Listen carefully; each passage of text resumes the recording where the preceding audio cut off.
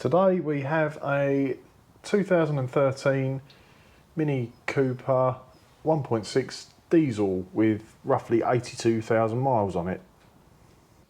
So when this car came in, it has a warning light on the dashboard, that red one there, which relates to the brakes.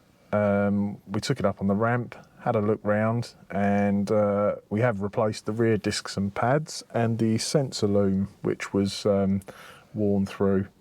Next we'll run through the menu and see what we can find on the dashboard. So now we're going to have a look through the menu on the dashboard and see what it says on there.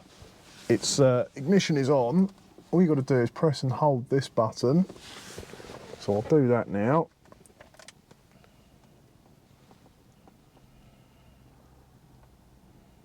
There we go.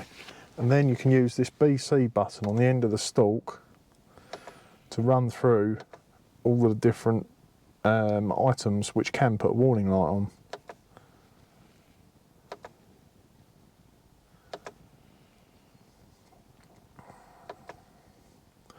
So this one here, minus 160 miles rear pads. So now I'm going to press and hold the BC button, then release it. It says reset. Press it again, hold it in. As soon as that starts spinning, you can take your thumb off the button and that's reset. And the light's also gone. So that looks like it was a success. We can turn the ignition off and put it back on.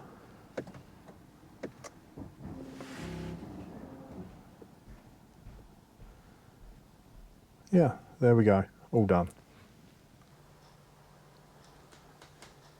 Well, thanks for watching. Hopefully the video's been of some help for you. And if it has, please consider hitting like and subscribe. It will help our channel out no end. Cheers.